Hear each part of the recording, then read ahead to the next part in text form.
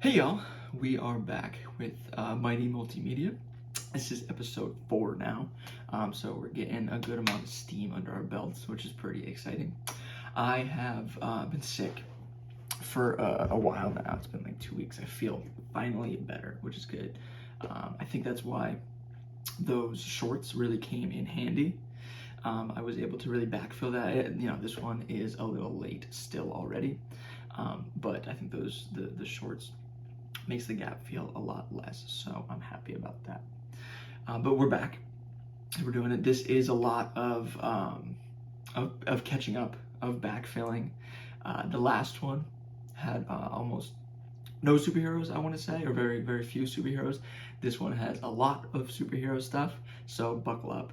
But again, a lot of the superheroing is catch up. It's things that I hadn't seen that I'd let past, which I don't know, you could probably say that's that's a sign of the times. That's an effect with what the big studios are doing nowadays. I don't know, you could probably read into that what you will. Some of it's just me being busy, but some of it is that superhero fatigue, I think. But some of these ones were pretty decent. Yeah. Okay, so number 1, we are starting with Sony's Spider-Man Across the Spider-Verse this time. So this is the sequel to Into the Spider-Verse. It's the animated version. It's the only thing that is seemingly keeping Sony afloat. Mostly kidding, but kind of not. This is very, very fresh on the top of my mind. I actually watched this last night. So I put it first because it was, I think, the oldest, but I also put it first because, again, it was top of mind. So might as well kind of just spew out what I wanted to say about that.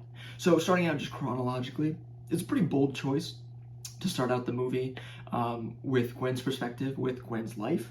I liked it. The stuff with her dad and with her life was pretty solid. And then you threw in, the Spider-Verse kind of multiversal ideas, themes that will be playing in the whole movie, not playing, that'll be throughout the whole movie. So I think it was a pretty good choice in general. And then after you move on from that, before it starts out with that same, I don't know, colorful, loud, angsty theme and visuals and sound and pace and everything that made the first one so good. No surprise, you really knew that was coming. But it's good to see that they didn't miss a beat. It's good to see that they jumped right into that, and I don't know, something studio interference or anything, and didn't drag that down and make them cut back. I think maybe they let them cut loose a little bit too much in this one. So we'll see about that. But so after we deal with Gwen, we get the cool title cards, again, pretty artsy and things like that, and then we get into the main story, Miles. There's a lot going on, but Miles is obviously still the main character. We can definitely talk about Miles. I forgot that Miles is voiced by the actor from Wu-Tang Clan. That was messing with me for a while until I finally looked it up. I just loved, I don't know, when you see a voice or someone that you like from two different mediums, that the live action and the animated, and they cross over. I think that's always pretty fun. It was bugging me for a while, but in a good way. I kept thinking, man, I love that voice. I've heard that somewhere else. But I'll get to Miles a little bit more. Obviously, he's the main character, so we'll be forced to talk about him. But the spot is wild, right? That was interesting. I mean, they really elevated, a really, really low T villain into central and main character. And they made fun of him at the beginning, don't get me wrong, but you can see how important he is and how important he will be in a sequel and in future installments there. But just,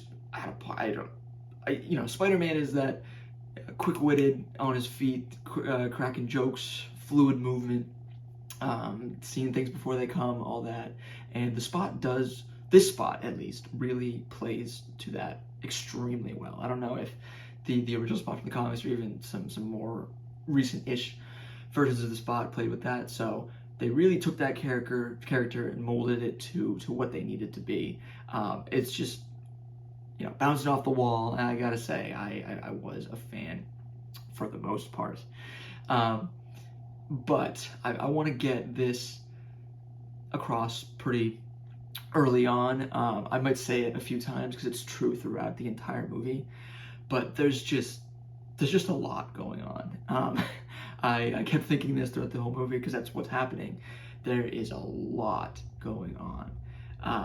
I think in general, I like a more of a simple, tight, compact, not even simple, but tight, compact movie that has a really deliberate angle, not just showing you everything for the sake of it. That's what this movie is. That's what the prequel, not the prequel, but the previous movie was about. So it's just kind of its identity. But whew, there's a lot going on. I don't really have too much to actually comment on this point, but I just noticed that they really used secret identities, you know, to their utmost, which is really good because Spider-Man is more than a lot of heroes, at least in Marvel. You know, I guess DC there's a lot of secret identities going on, but in Marvel, it's not super prevalent. You know, a lot of heroes are their secret identities are out there, or it just doesn't really matter. But that's a big component of Spider-Man, and with Gwen, with Miles, and with a few others, they really play secret identities up. They utilize that tool. So this movie, Across the Spider-Verse, was what Doctor Strange 2 wanted to be, right? And I mean, they even poked fun at it, which was pretty great. You know, all these colorful worlds and throwing you into this established setting already with all these characters and the plot already in full motion. That is definitely what Multiverse of Madness was aiming at, and I think it fell flat. This one, well, I'll kind of explain, I'm not the biggest fan still, it did it a lot better. So, yeah, all right, let me just get into that, right? I don't like multiverses in general, I would say. Which is kind of a problem, right? Because everything's very multiversy right now. When you talk about the MCU, the DCEU, this and other animated shows, comic books, it's very heavily leaning into the multiverse. And to be clear, I don't dislike the multiverse. I only really like it when it's warranted, right? When it has a point, when it is contained, so you tell a multiversal story quickly and then you wrap it up, right? Because if you leave the threads out too much, it'll unravel. You know, continuing that little metaphor there, it's going to get out of control. I don't know if this exactly got out of control, but you could definitely see the cracks. Some other things that we talk about will definitely, they got out of control. But just multiverses in general, showing so many tangents, so many offshoots of an original character that we know, the good character that we know, is not, I don't know, are you really doing anything good? Is that, as a consumer, I don't really appreciate that. You know, it's very derivative. It's derivative in itself, in its very concept. And I'd rather watch unique, new ideas rather than just playing off and aping off a good single idea. Because I think I think the first one did that pretty well. It used the multiverse as a tool to tell a story, right? So this one, I think, got a little bit more out of hand. It introduced too many complications, I think. I'm not a huge fan of messing with origins and the actual, you know, fundamentals of a character. It can be good sometimes, but I don't know, canon events that they use is sort of the epitome of the modern day problem, I would say, in some way. I don't, maybe that's not a super clear thought, but I don't know, it's a little too much, a little too new age maybe for my taste. But okay, so it was the point in a big way, and I'm not a huge fan of Spider-Man 2099, Miguel O'Hara, really, in any sense or fashion, but I don't know. I've heard this before. They just kind of screwed up his character. He's just so edgy and angry. It's the point again. That's the role that he's playing, and it might be interesting to see what they do with him in the future. But it was too much. Just so annoying. And this one in general, speaking of the first one, was just a step down. I think it was just way lamer. I don't know. I don't think it used the artistic style and the voice acting and the multiverse quite as the other one did. I don't know if maybe you needed a sequel for the first one. The first one was really good and really tight, and it could have ended there. It might be the creators behind it. It might not. It might be the studio who just pumping out more money. If you're a creator of this movie and they ask you to make another one, why wouldn't you? Right? But I think it was a step down. I think it was messier and worse. It is a build-up to a sequel, so it could have been more of a filler movie, and filler movies just kind of tend to be like that. I know we talked about Mission Impossible has done that successfully in the past, and they're trying to again. So we'll see. We'll see. Oh, and is the theme of Across the Spider-Verse family or parenting or something? I never would have guessed it. Maybe they should have said it once or twice more, I think. Obviously being extremely sarcastic there, if you didn't get it. They just didn't shut up about it. They talked about it in every single way. It made sense every once in a while to show the parenting angles of different characters, but you can't.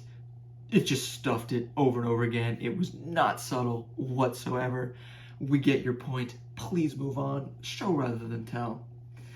And then lastly, okay, we are wrapping this review up here. I've kind of dogged on some of this. It was my favorite, but ending on a high note, and maybe we'll carry on to the sequel there, Beyond the Spider-Verse, I believe it is. The ending switcheroo, universe switcheroo, was pretty good, pretty solid. They laid the groundwork. That was cool. That was clever. It worked with the evil Miles. I feel like he might not be a huge actual player in the next one. He's just kind of an interesting tangent there, but we'll see. Either way, that was a lot of fun, and getting the team together, Gwen recruiting the people from this movie and from the original, was pretty cool. I gotta say, I cannot wait for them to come back and kick Miguel O'Hara's ass, because he deserves it. Next, we have the DCEU's historic, seemingly bomb, Flash, right? And it wasn't mostly DC's fault. There was a lot of things that plagued this movie. We'll talk about it later, right? So, okay, I mean, well, now you know what? We'll get it out of the way, right? Ezra Miller is a problem, I guess. he was a problem for this movie, at least. Or they, my mistake, either, whatever they want to be called. Ezra Miller caused a lot of blowback for this movie from something with I think with an underage kid, something with a holdup, something with some mental health. So there's a lot going on in the news that hurt this movie a good amount. But Ezra Miller put in a pretty good performance, all things considered, I do have to say, in this. He was very likable. He was definitely a version of the Flash that I relatively enjoyed from all versions of the Flash. And, you know, playing these two characters that were in this whole movie, Ezra Miller played both of them, obviously. Two vastly different characters. It's been done before. It's been done in plenty of different movies and shows and such. But I give a commendation. That was pretty solid. And then the return of Michael Keaton, freaking awesome, right? Having Michael Keaton back as Batman, that's amazing. He said all the things and he did all the things that you wanted him to do. He said the line. He said the few lines, I'm Batman. Let's get nuts. He did a few, so that was great to see. Love Michael Keaton. Starting off in '89, those really paved the way for a lot of these movies. So getting him back, he seemed to be enjoying himself. So what more can you say? That was a shining light in the middle of this movie. So there's two big problems I think I have with the movie, right? So the first problem is the story behind it. It's basically an adaptation of Flashpoint from the comics, right? Except they just ruined all of the best parts. What I don't even know how you can manage to do that, right? I mean, so the Themysciran Atlantean War was such a big integral part of Flashpoint, and it was probably unrealistic for the movie. But if you can't use that kind of integral part, don't make the movie. I would say maybe. I don't know. And then another really big one, Thawne, Reverse Flash. I mean, that was the crux really of most of that storyline. So without him, it's kind of just hollow, and I can't believe that they gave up the Thomas Wayne Batman. Are you freaking kidding? You have an older Batman and Michael Keaton. I get maybe some people will be a little confused that Michael Keaton is not playing Bruce Wayne, he's playing a different Batman. But come on, I mean, you really gave up that the ending moment, which is really one of my favorite moments, at least in recent comic book history, with Barry bringing back the note from Thomas Wayne to Bruce and really connecting with his father like he never has before. That's just, I mean, that's priceless. I can't believe you gave that up. And then they freaking ruined Flashpoint, Thomas Wayne Batman in recent DC Comics, but that's a whole different story. Oh, but the point is, they took the adaptation and they ruined it, so might as well not have done it. In fact, they bungled the adaptation of Flashpoint so bad that almost immediately after I finished watching this movie, I went and watched the Flashpoint animated adaptation, which is way better. It's not perfect. The comic is the best, so go read the comic if you really want to get the top tier storyline of that. But it's just, I think that action shows you how much I was missing it. Okay, the second, it's basically one. The second big problem I had with this movie was, the editing. So that's both editing scenes together in that way, but also the CGI and just the visuals of it. I mean, this must have been awful, just terrible experience to try to edit and try to make this movie watchable. And round of applause for the people who gave it a good college effort, I am sure. But just, geez, a lot of the Flash animation was just bad, just really just not good. You can't put that out in theaters. I know they pivoted, so this movie wasn't even really usable. They weren't expecting to make a lot of money, so they probably stitched it up with as little as money as they could and throw it out there. But just not great. And what was weird was the Supergirl stuff and the Michael Keaton Batman was pretty good visually speaking. I don't know if that is just easier to kind of CGI and animate. I guess you can kind of take a lot of the Man of Steel or Henry Cavill's Superman stuff and put it over, and maybe similar to Batman, or if not, it's a lot less complicated than Super Speed. I don't know. What was that? That was just kind of an odd observation. But I'm sure they tried, but I think you could have done a lot better. I know you could have done a lot better. I would have just taken out all of the scenes and parts that just they're not going to work. It's not watchable, and you can make the movie work that way. The two big things, right, is taking out the god awful time travel stuff. So that includes the actual animation of the time travel. I don't know what the heck was going on, that spinning and blah blah.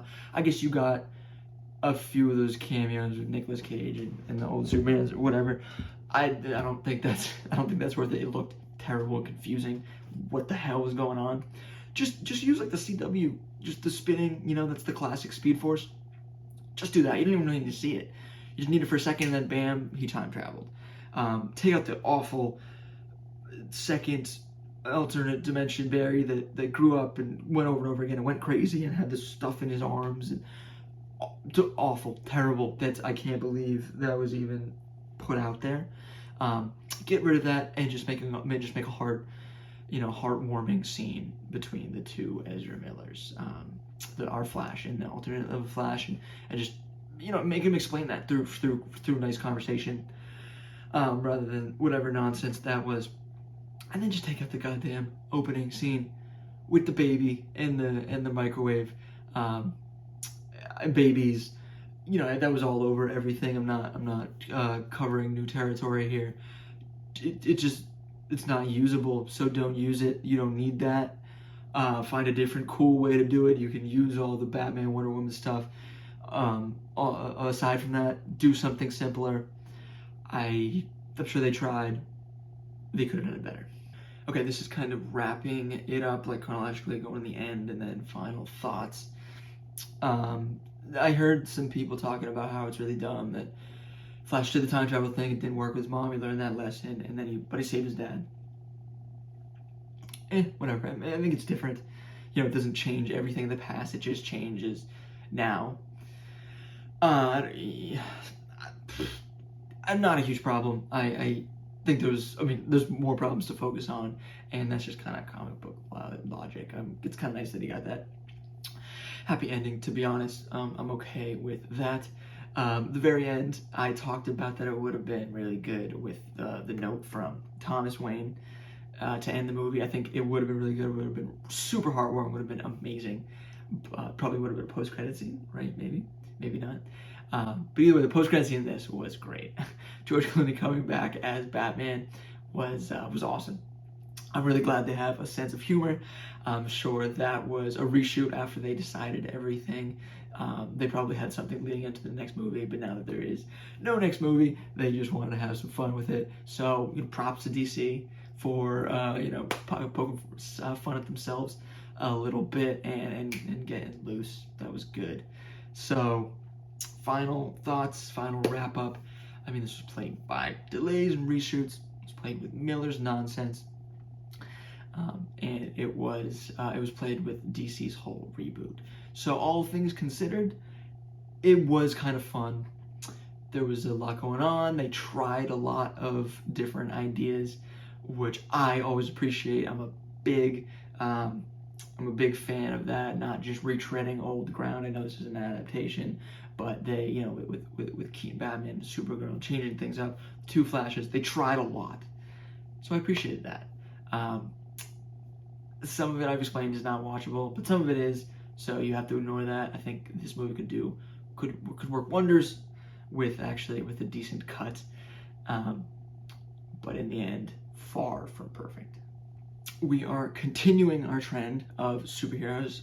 I warned you, we're still here, but this is a newer one. This is pretty on time and relevant to the other ones. Those were definitely catch up. Those were pretty old. So, and this is moving away from a different medium, and we'll move to a different medium after this too, which is fun. We're still superheroes, but this is a television show, right? This is on HBO Max. This is My Adventures with Superman. This is the anime Superman that I'm sure you've heard about, and it's I've ragged on a lot of these other ones, but this was awesome. Top marks. It is electric and fluid and light and fun. It's amazing. I just get such a great feeling when I watch this show. It's nostalgic and new at the same time. I don't watch all types of shows, superhero shows nowadays. I definitely skip some, but this feels more akin to the old, better ones. I think the DCAU. It's not that it's very different, but that kind of just that feeling, man. This is a winner. Okay, so a lot of my thoughts, at least for the next few minutes, are going to be very plot focused. I think that's just because it's a TV show, so it's longer form, so there's more going on, so there's more plot than maybe some of the other ones that are just kind of more basic. But I think these are worthwhile. Not worthwhile. Okay, so the first one, I'm gonna go pretty chronological order. It's not gonna be exact, but I think it's the right way to do this. At the beginning, it's awesome that Kryptonian is a different language. I don't know if that's ever really been done, but duh, right? It makes total sense. It's an alien planet on the other side of the universe or whatever. Plus, it really adds some great mystery into Clark's origin, where he came from. His hologram dad just can't come up and tell him the story. He's got to figure it out, or at least he's got to wait a while. So that was really intelligent, I would say. Another intelligent move, starting off at the very beginning of the Daily Planet. They are interns. They are not established characters. I think a lot of the time you'll probably jump in with Clark when Lois is already, a Pulitzer Prize winning journalist, or you are jumping in when they're both already very established, not to mention Jimmy. I don't think you see very often the very beginning of their careers at the Daily Planet, so that was really awesome. Starting them from scratch, giving an awful lot of room to grow there. And speaking about growing, the romance, everyone knew it was coming, obviously, between Clark and Lois. It's so cute, it's so adorable, it's so natural in this. It's just played beautifully, very, very well. The bad guys, some of the bad guys are relatively relevant, but the big kind of thread is the Task Force X, the military. They do a good job with that. Slow burn being mysterious. First you have kind of Deathstroke. Deathstroke is interesting, but you have that, and then you keep Waller on the sideline. You show her, and then you keep another person on the sideline and show them. They played with it well. So still kind of in that building up phase, right? It was pretty creative, pretty unique how they used technology to create a lot of classic Superman villains. That was pretty good. I don't know if I love them. Like I said, I'm fans of a lot of the classics, but it's different. And like I said just a few minutes before, I really appreciate when people try new things, and this was definitely trying something new. So I want to give it props. Some examples: Livewire with the technology there, Parasite, and there's a few other ones. I think those are some of the big ones. But it's different. It's a new twist on it. Got to keep it fresh. So they're moving in a good direction there. So, and then that kind of concludes the basic overlays. We really get thrown in after, right? It really starts to ramp up. Lois figures out this early, and again, intelligent. Duh, she's the best journalist on the planet, basically. Why wouldn't she figure it out? She's not stupid. And it's good. I think you can kind of rip that off and deal with more interesting topics, to be honest. And then Jimmy already knew. Jimmy's known for a long time. Again, duh, he works with journalists. He's lived with Clark for so long. It's just, why didn't we think about these things earlier? I guess there's some conversations about some of these things earlier, but ripping the Band-Aid off this early, pretty unexpected, pretty cool. Then you get kind of, I think, right after that realization, or right in the middle, you get the whole Council of Lois's, or Legion, whatever they call it. A fun idea. It's been done before. It could be overplayed. What is it with Rick and Morty, with Mr. Fantastic, with the Kangs? So it's been done. It's been done plenty of times, but this was to pretty good effect. It was pretty pretty We'll see if it gets crazy later on. In that same episode, Unspeakable, he's so annoying. I mean, he sucks. Like, sucks. I hate him when he comes up. Any of the what is it, fifth dimension imps, I don't care. Move on. I usually skip those episodes in any comic show, whatever. But here they did it better-ish. His design was way better. He looks like a freaking weirdo. I mean, it's purposeful in some other ones, but it was Gilbert Godfrey in the Superman the Animated Series. That was kind of fun, I guess. But I don't like that childish kind of, lumpy floating thing, whatever. This darker, more powerful, normal-ish size, better proportions, demon devil thing, better. So some of the technology kind of pieces on some classic villains, I don't know if it's better, unique. I think it might be a step down, but this is definitely a step up in Unspeakable. Yeah, I've definitely said this in not so many words with a few of these passes, but I just want to make sure I emphasize this. Great pace. Everything comes at the absolutely perfect moment. The villains coming up and being defeated, the villains gathering together to join the secrets behind everything, secret identities revealed, and then everything coming to a head, conflicts, everything was slow and came at the perfect time. Okay, all it happened at the perfect time. That was really great. Another piece of that came at the perfect time was General Lane, Lois's father. The Thanksgiving scene was awesome. That crazy tension, keeping it dark for a while, and then finally revealing that, and then not having us wait too long and playing with that idea, that concept. That Thanksgiving scene was really good, and then the end. So this might sound like an insult, but it's not. This season ended pretty anticlimactically. There was a big fight with all the villains and everything, and the Kryptonian people tried to come in and they were defeated. But it was just a glimpse. It could have gone a lot more expansive, but it didn't. It held back. It was subdued. I appreciated that it didn't go all out. I appreciated that it laid the fundamentals, laid the groundwork for a lot of great future entries. Right? Some shows nowadays are really worried about getting canceled and not getting a full run, so they just throw up everything immediately for fears of never being able to do it. But this show really let it breathe, really built a layer that will lead to great future installments. So that's a huge investment. I think it'll pay off. I hope it'll pay off. Getting away from more of the plot and more overall ideas, I'll just really jump on that last one, right? The investment of future seasons. I think a great analogy, a great analog for this show is Spectacular Spider-Man. And it looks great, has great characters, has great story. It's funny and light, has a lot of heart. Hopefully it has a much bigger run, right? That one unfortunately got cut short, but that's a legendary series. I think this already is getting into that, but it seems like they're going to throw their weight behind it more, and we'll see more. So hopefully we do. But it has so much heart, right?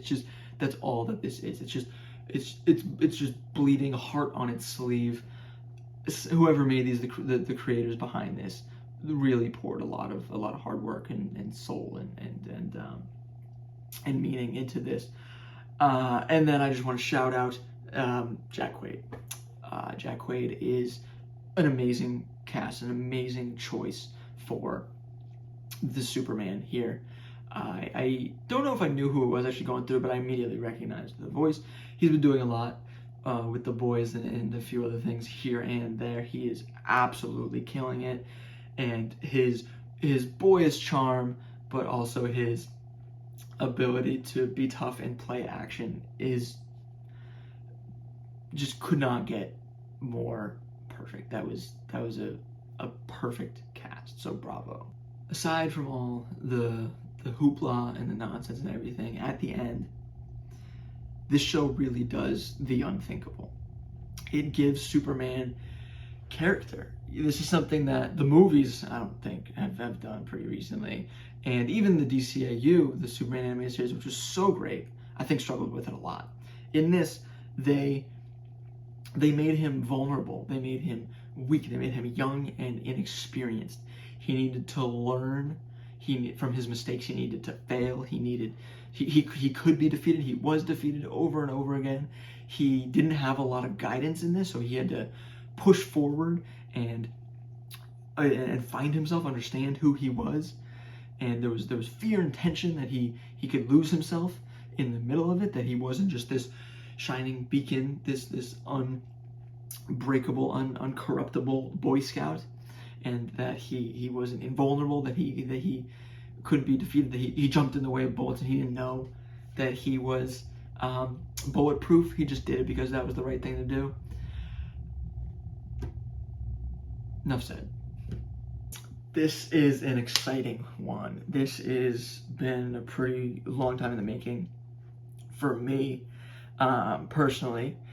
This is going to be another one that is kind of a long time that I spent more time actually consuming to get a review out here.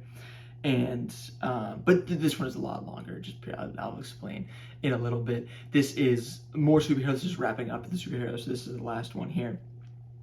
And this is in a different medium that we haven't talked about too much. So this is Justice League from the New 52. Pretty early, right? And I don't need a title card because I have for you this entire run here, right? This is the big cool one, I think. But there's some other good ones in there. I'd like to have a prop. This is pretty fun. To showing around. I don't think there's any way to like put this up, so I'm just gonna put it over here. But wanted to throw that out. So the kind of creators behind this, I think, is a good start. So this is the mastermind is Jeff Johns. Shout out to Comic Pop. They're like one of my favorite YouTubers. That's the thing that they do with Jeff Johns. But so Jeff Johns is, he has his good and bad traits, but he knows how to entertain. Absolutely. He writes for adaptations 100%. You've seen that in a bunch of different ones, and you've seen or I don't know if you've seen, but he is out there getting a lot of hands in movies and TV shows and such. And even some of these have already been adapted into different mediums, namely to animated shows, animated movies, my mistake. And also the concepts, the main ideas of this have been definitely leaking into some of the movies. Jim Lee started out for the first two. He didn't run throughout the first one, but Jim Lee he's the god, right? I mean, bow down to Jim Lee. He is the GOAT. He's got a real high position now in DC, and you just can't beat him. His art is just so dynamic and lifelike, and it brings these characters to life. The other artists are pretty good throughout the entirety, but that beginning, that strong beginning, is definitely what brings you in and what makes the series. Okay, since I have this, I'm actually going to use these props a little bit more. I wanted to just kind of explain and run through the stories in this, basically. So there's some failures, so I'll show you. So I'll just go one by one, right? So it starts off with, they call this origin. It's Apocalypse coming to invading this universe, and the origin of the Justice League. That's Justice League War. If you didn't know, the DC animated movie. This is some filler. Don't really have to worry about that. Then it gets into Throne of Atlantis, which is another animated movie. By the way, those are both really good. I love those. I love Justice League War, is my favorite. But low-key, the comics are actually even a little bit better. And also, Throne of Atlantis kind of played a lot in Aquaman there, and Jeff Johns' Aquaman played a lot in there.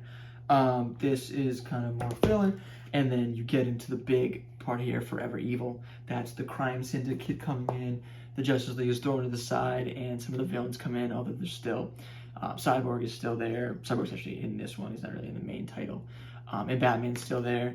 You get some highlights for some interesting characters, which is pretty nice. Yeah, Dick Grayson, Captain Cold, Bizarro. This kind of does some more of it here.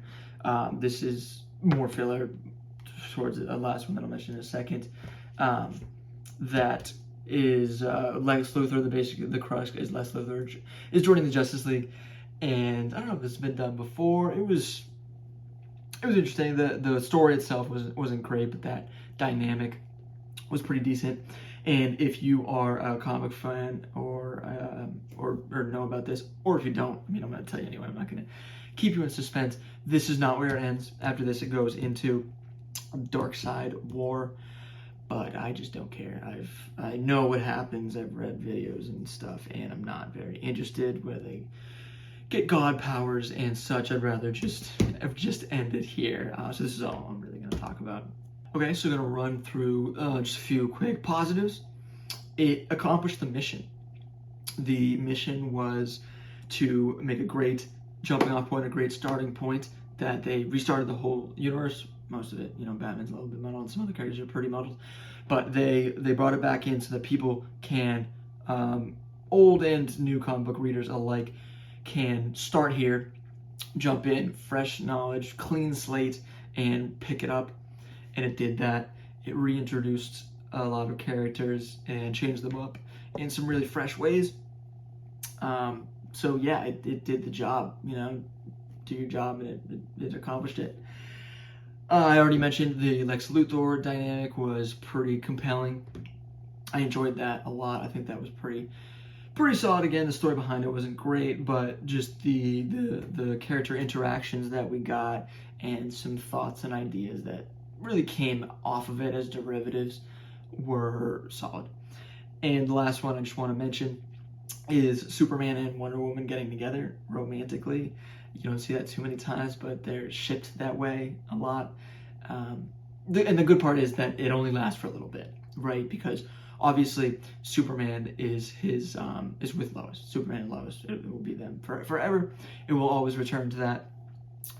And Wonder Woman, Wonder Woman, Batman, I don't know. That can be pretty fluid.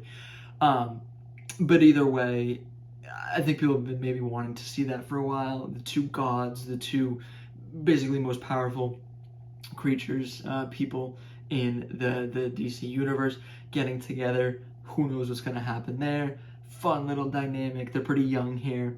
And again, it worked because it wasn't dragged out. It worked because they threw in the idea and they moved past it. And then other side of the aisle, right? Some negatives. It definitely got pretty muddled at the end. It was just too much thrown in with the second Justice League team, and just more Justice League characters, with the crime syndicate and everything. It got pretty muddled, and then I'm sure after this it got even I'm sure it got even more muddled with the Anti-Monitor, and Darkseid and the gods, and replacing the Superman and all that. That's kind of just the big critique. There was just a lot going on. It was so tight at the beginning for a long time. Those first 3 volumes are extremely tight, and then it's more of tie-ins and lead-ups to Forever Evil, and then it starts really unraveling. And then again, I haven't read it, but it's gonna unravel a lot more after that. So the big thing I kind of want to mention here is that just personally for me, it was really one of the first entries into the real world comics. I'd read some kind of individual issues, back issues, things like this, but actually this was one of the first real comic books that I ever read. So this is pretty special. I read this a very long time ago. Most of these other ones, I got at this discount store. I don't know why they had these, which is pretty cool. So I was able to read a lot of them, but I was actually kind of bouncing back and forth. So I had one Origin, I had 3 Throne of Atlantis, and I'd read these before, and I had Forever Evil. So I read, was that 2, 4, and then Forever Evil fits in, and then 5, 6, and then I skimmed through the ones that I had already read. So some of it was skimming, some of it was revisiting, some of it was reading for the first time. But either way, it does have a lot of flack for its new age modern take, but I actually enjoy this new age modern take. It cleans up a lot, at least at the beginning. It is really solid. I think it's probably the beginning for a lot of other people too. So this is a special one. If you're looking for some lighthearted fun readings here, I would recommend. I'd pick this up. These are some good ones. This next one, we are back at the penultimate review here. It's another longer form, at least for me, that I've spent more time collecting. It's a book. I did an audiobook like I have done some of the other ones. So it's titled JFK, The Unspeakable. This was recommended to me actually by RFK, running for president. I don't know if this is an endorsement, but he's certainly interesting. But I wanted to read this. I'm just very interested in JFK himself and what happened to him and the whole kind of decade and everything. But this is coming from a person who already really thought that JFK was killed by the CIA and his kind of his own government. So it's coming from a little bit of a biased angle. I'll do my best to cut along with that and give you just more of an actual objective review here, but just to put that out. So just in general, it's interesting how it, just kind of like more of an anecdote, how it puts together the 60s just as this decade of fear and confusion, which it was, right? So the assassinations of in chronological order, Malcolm X, I guess he was technically maybe in the 50s, or maybe JFK was first. JFK, Malcolm X, Martin Luther King Jr., and then Bobby Kennedy. And it actually probably could have played it up a little bit more, but you felt it throughout this whole thing. Some of them were kind of played as Bobby Kennedy, obviously, a lot. That was interesting. It reminds me, maybe this was just kind of an excuse to talk about this, but there's a quote in Batman versus Superman, something like, the American conscience died with John, Martin, and Robert. So that's MLK, JFK, and RFK. And I think it's pretty true. I think this 60s, America was a lot different. And that decade of fear and those leaders that we lost put us on a lot darker of a path than we would have been. But okay, so I'm going to get into the actual piece of this book a little bit. I'm not going to really give a lot of the details for two reasons. One, just because I couldn't really do it justice. It's a long form book. There's a lot going on.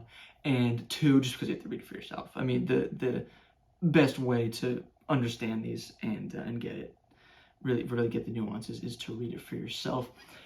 And the fact, it's just I just can't do it. So, but the gist, I'm gonna give you the gist, right? So there's it's about a man, obviously JFK, with the highest power, making a wild transformation, knowing that his life will be put in danger for it, that he might sacrifice his life for doing it, a change towards peace, and still choosing to do it, and still doing it very effectively.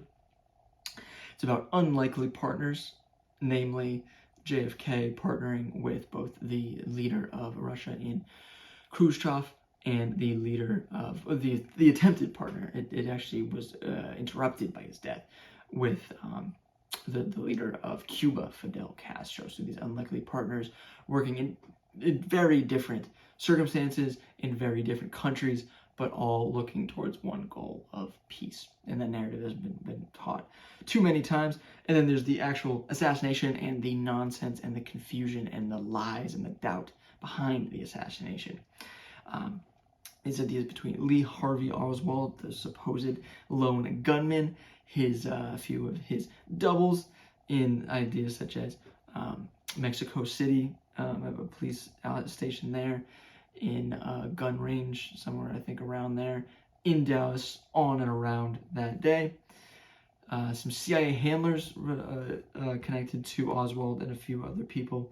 Some fake Secret Service agents on that fateful day in Dallas, and doctored medical records of our late president, and a few other secrets. This is very mysterious and just kind of high points. Hopefully that actually makes you entice and want to go out and read this book, because you should, because it gives a lot of great information. But then the overarching also idea coming out of all this is this complicit government facing a hard choice, and what I think is making a wrong decision. Choosing between fighting the USSR and Cuba, who maybe wasn't the actual culprit, but who was used as a scapegoat, or fighting the CIA, who might actually have been the actual culprit, or just letting it rest and taking the narrative that we all know a lot of today. Lee Harvey Oswald was a lone gunman. So that complicit government looking at its choices, seeing that it's in the darkest time, really dark time, not knowing what to do, and making maybe the lazy and corrupt and worse choice. I will say a little bit of a criticism. The book was fairly repetitive. It did say the same thing over a lot in different ways for the most part, but it could have been a little bit more streamlined. What it had to say was pretty important, so there's that. And it did, what made it a lot repetitive was going back and forth, pairing it with the JFK with the Lee Harvey Oswald stuff, going back and forth, and then kind of going back in time. It wasn't bad, but I will say it does get a little bit repetitive. And then the factual nature behind this, right? Because this is historical, but it is a conspiracy and everything. I can't say that I researched and that I can corroborate every single piece of evidence, everything that was said here, and there was absolutely some circumstantial evidence and some inferences made in this book that you do need to take to get some places, or that you that are just kind of thrown in, and that you can weigh yourself and see if they actually mean anything. But there is, the sources are all listed. They cite to the book cites to a lot of governmental documents and testimony and footage and recordings and things like that, things that can't really be disputed. So go look for yourself if you're really interested. Maybe read the book first, so you can see if it's worthwhile, and then going back to check out if you believe a lot of these things, which I do believe a lot of them. Maybe not all of them, but I do believe a lot of them. Ending here, I want to talk about, on a serious note, the ramifications for today on this book and the concept behind it, right? Because we still know exactly what happened to JFK. The government won't tell us. They won't release the documents.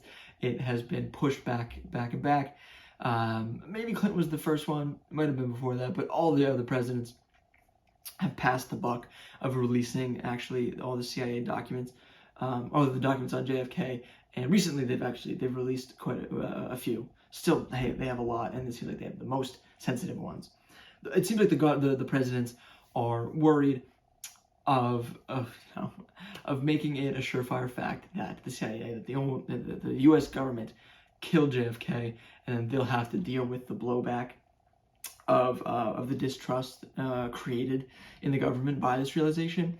And I think that fear is maybe unfounded. It's been so long that I think most people either have guessed that or basically know, and it won't shock them too much. And also, confidence in the government is so low, trust in the government is so low. Is it really going to affect it too much? I don't really know. I am in full support of them releasing the documents, by the way. Please do that. Then the other part is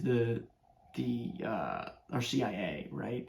They've had a bunch of bad things that have come to light after this. Too much power, from the Tuskegee experiments, the MK Ultra experiments, to some things I'm seeing, some like kind of black bag operations in the Middle East has been going on for a while. CIA it's corrupt and it's out of our control.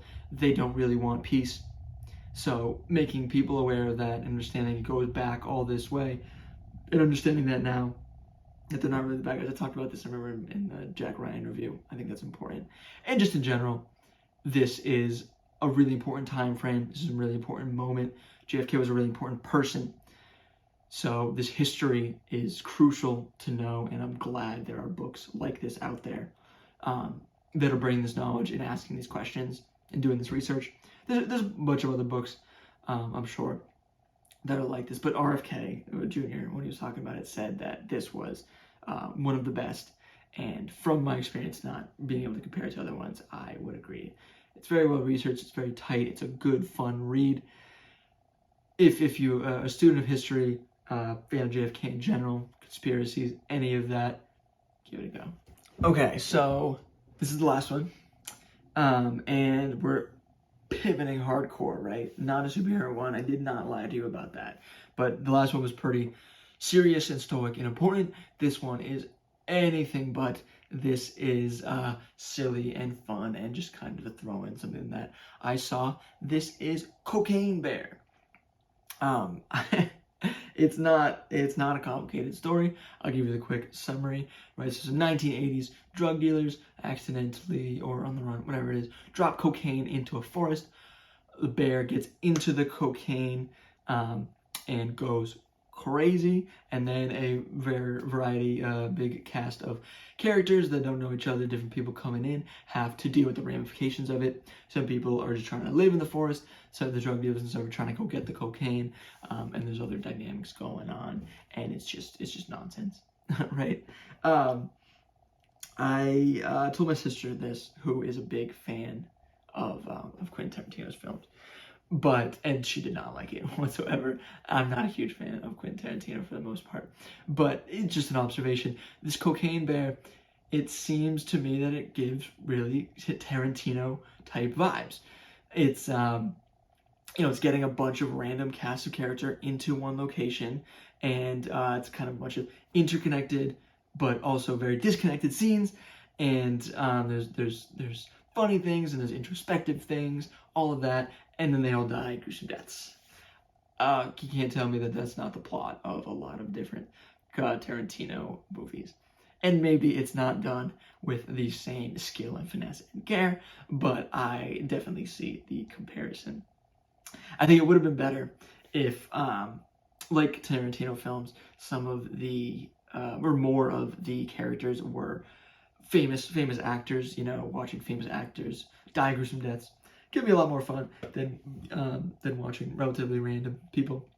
And there was some there's some big actors in here, but I think it would have benefited a lot more because this was a schlocky kind of just goofy horror film, spoof kind of deal. But I think it would have been elevated like some of those movies do if there was a little bit more star power. This movie is really, it's just so bad. It's funny kind of movie. It's purposeful, it's those Scream kind of horror, haunted mansion type things, where it's funny but it's scary, and it's a thriller movie, horror movie. Those are kind of weird dynamics. This does it pretty well, I think. I don't know, in general. I appreciated the nostalgia, the throwback here in the 1980s. Obviously, I wasn't born yet. I don't know what it was like, but I'm a big fan of history. That if you don't know already, I'll tell you that. But from some of the reviews, you can tell. And this was an interesting time, and I appreciated them really going deep into this time frame and giving us this glimpse. You can see like Stranger Things, stuff like that. It's a pretty fun time on the brink of kind of getting out of that back hard in the age of nonsense and war and craziness, and but before technology ruined the world.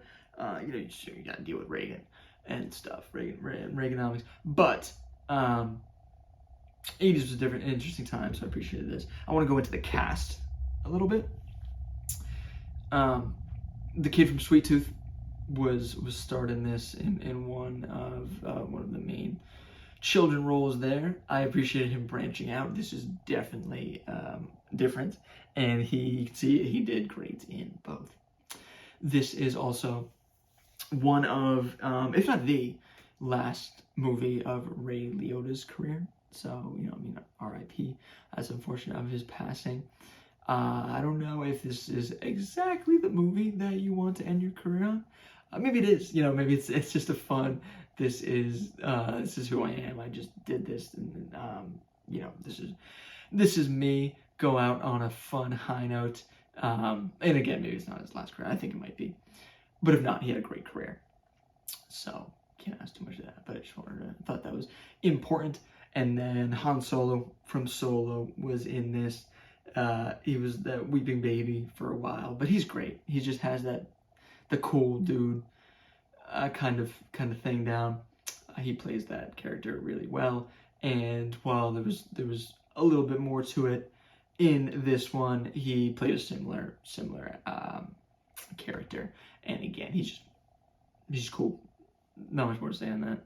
And last thing, it's pretty funny. I find it really, really funny. I'm sure there's I don't know the whole story. I'm sure this movie takes a bunch of liberties. I'm sure it's not the exact story, but from what I can tell, this is based off of a true story, or at least somewhat. That a bear did get into some cocaine in the 80s and actually killed some hikers and some people and things like that. That's just awesome. That's freaking amazing. Again, there's probably a lot more to the story. That's probably a very muddled answer, not black and white, but I'm just gonna, in my head canon, I'm gonna keep that this is just exactly what happened. That's just great. Overall, this is a funny, schlocky movie. I wouldn't pay for anything like that, but if you're looking for just to be entertained for some night you can't really figure out to watch, worth throwing on. But yeah, that is it for this one. So ran through another 6, a lot of superhero, which I said, which I promised at the beginning, and I delivered. They will be. That might not be the case next time. I don't really know. Again, I kind of backfilled it. But again, who wants to keep up with all these superhero movies right on time? I think this was totally fine. Using some of these ones that I had to take a lot more time on. So the Justice League New 52 comic books and the audiobook both took a while to go through, but it was worth it and it was fun. But it was worthwhile. It felt really good. It felt better to be able to use that material just because of the time that I spent on that. So hopefully that goes appreciated. If not, it's totally fine. You know, like who are you to owe me anything about that? Next time, it's not gonna be these single reviews. I believe I'm gonna try to do a little bit more of a longer form. Not a longer form. My mistake. A different kind of more topic theme focused idea. I've been thinking about it for a while. I've talked about it before. I have a good idea, and I have some good ideas for the future for themes. I think I might do kind of one off, one after the other, if that is possible. Plus, it could give some pretty good shorts. We will definitely see. There are some good ones coming up. I have a similar comic book run around the same time. That'll be cool. That's even bigger. So I think you will enjoy that. There is there's a few things coming out. Some sports stuff. It is a little slow right now, I want to say, but picking up in the holidays. So yeah, so Halloween. I have a plan for Halloween, Thanksgiving, and Christmas. Let me know if you think that's a good idea in general. I'm not really giving you a lot of details, but just to do some relatively not reviews, but themed based off of videos there. It's kind of like some rankings. I'm just talking about it. I think it'll be good. And whether you comment or not, and there's not a lot of you out there right now, so you might not comment either way. I'm probably gonna do it because I think it'll be a fun idea. But either way, I'm gonna wrap all of that up. Thank you for another great episode. I think this was a pretty solid one. I think I might have figured out a little bit of the audio and a little bit of the visual this time a little bit better. So let's see how that works. Either way, I will see you in the next one. Signing off.